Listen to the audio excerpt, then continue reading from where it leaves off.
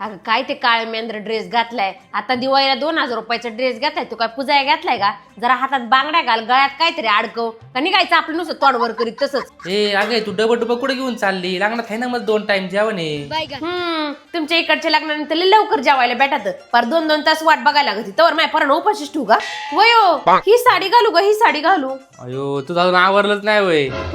तुम्ही काय फक्त गाडीच धुतली, मी धुणं भांडी स्वयंपाक सगळं करायचं आणि बोलाय काय जाते तुम्हाला? काय बाय साडीच्या मिरात जमाना झाल्यात आणि ह्यांना तर नुसतं फोनच बघायला सांगा. जरा मिऱ्या बिऱ्या आवरू लाग. काय लोकांची पोरण काय तुम्ही आहेत. अरे ही काय साडी घालची दाडा नाही जरा चांगली साडी घाल की. जशा तुम्ही मला 56 साड्या घालून दिल्या, ही घालून ती घाल करायला.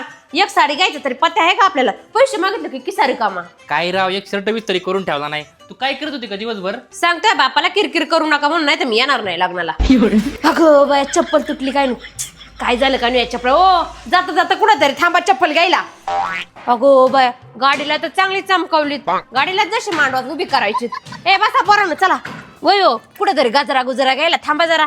ए अगं मम्मी मागे ये, मला बस दे पुढे. तुला काय करायचे पुढे येऊन बस मागच निघाला बोंबलत पुढे लगेच. अगो बाय इथं 6 वाजले, आता कायच जेवण भेटत आहे. येताना कुठं तरी हॉटेल मध्ये थांबा. हा तुला नुसतं खायचंच सुचते. काय म्हणले भया? आता जन्माचं ट्रॅफिक लागले, केव्हा पोहोचायचं लग्नाला? मग आवरायचं ना लवकर, किती टाइमपास केला तू?